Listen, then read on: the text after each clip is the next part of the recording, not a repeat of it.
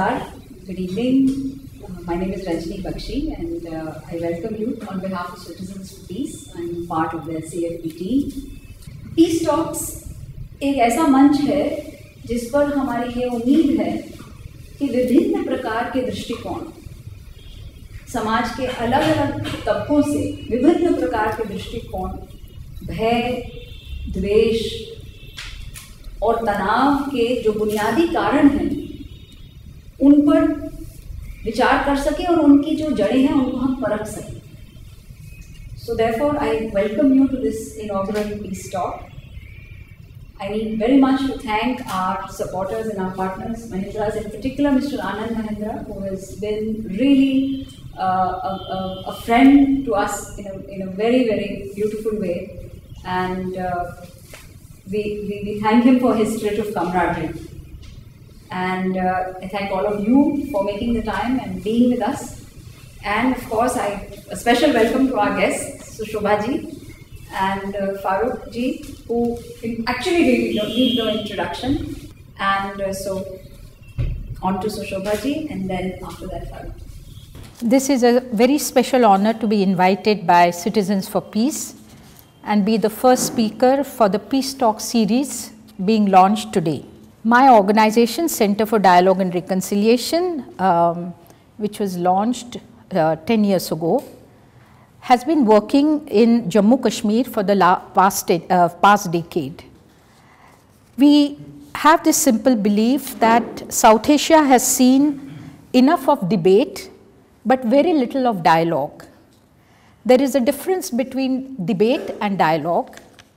In a debate, the participants are scoring points over each other, but when you enter a dialogue, you do so with a desire to understand the other viewpoint. So we launched a series of cross-LOC dialogues in 2005. This series coincided with the India-Pakistan peace process that was launched since 2003. In 2008, in the aftermath of Amarnath crisis, we brought Hindus and Muslims of Jammu region affected by the crisis and those who had faced riots in their towns together to start with, to rebuild trust between communities of Jammu region. This was later followed up by bringing Kashmiris and Jammuites to the dialogue table with the same objectives. Those who participated in these dialogues were members of the trade bodies and media persons whose actions and words had contributed to widening the gulf between Hindu-Muslim communities and between the regions of Jammu and Kashmir. CDR, my organization, did contribute to restoring trust to some extent, but we were very conscious that this would have to be an ongoing process. Let us look at the crisis of this summer. Kashmir has been in news for the last 2 weeks for all the wrong reasons. There have been disturbances during the past 3 summers. So what is at the root of the problem in Kashmir? Why does each summer see this on a regular basis?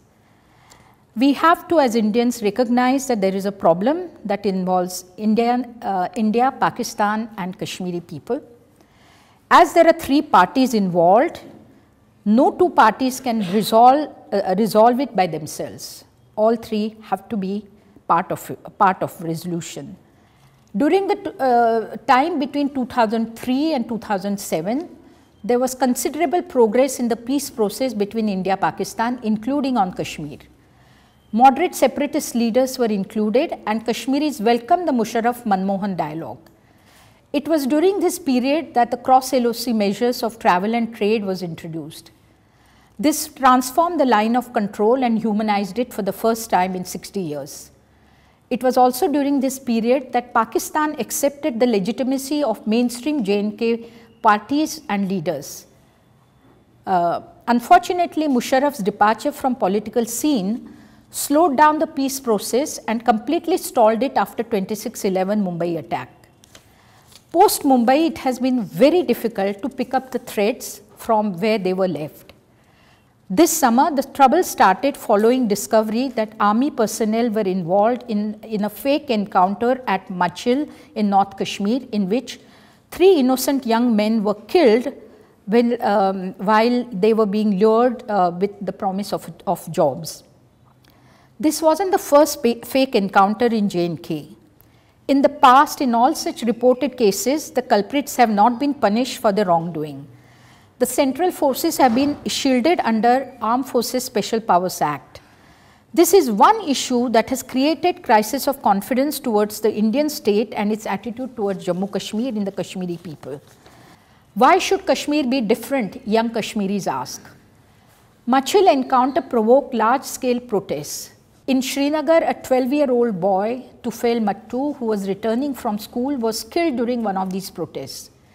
He was hit by a tear smoke shell that hit his head and smashed his skull. This angered people and it started a chain of protests, killings, more protests and more killings that continued till last week. The youth have been on the forefront. This generation who has grown up during 20 years of insurgency and have seen nothing but violence. The point to note is that the protesters have not turned to guns as their tool of resistance.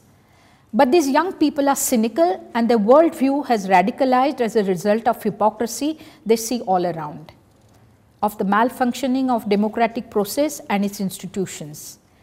Increasingly, women also joined and led the street protests in the last weeks.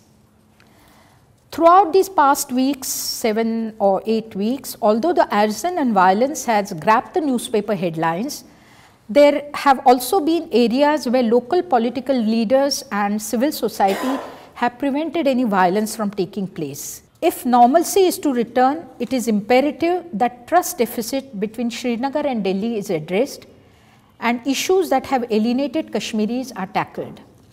What are these issues with this the summer's turbulence has brought into sharp focus?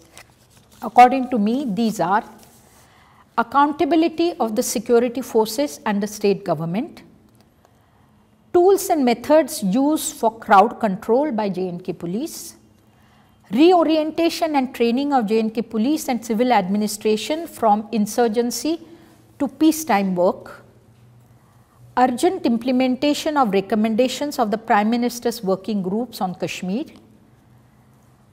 need to settle the larger political issue of Kashmir itself, taking the dialogue process forward on this both internally and with Pakistan, and need to build national consensus on the resolution of Kashmir.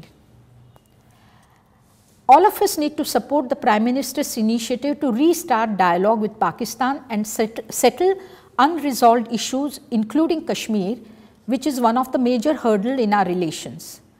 While security is important and should not be undermined, I believe our security concerns would be better met by resolving Kashmir and other outstanding issues with Pakistan. The Indian public that has watched silently to the events playing out in distant Kashmir need to respond at a human level to the pain and anguish of Kashmiri people who yearn for peace and settlement of their issue. They deserve better than what they have got during past decades. Why does Mumbai citizenry not take the lead and reach out to the victim families in the latest cycle of violence and those who are in hospitals with injuries? Whatever may be our political views on Kashmir, but this should not prevent us from reaching out to those suffering as they are our own people, as the Home Minister, Mr. Chidambaram, said.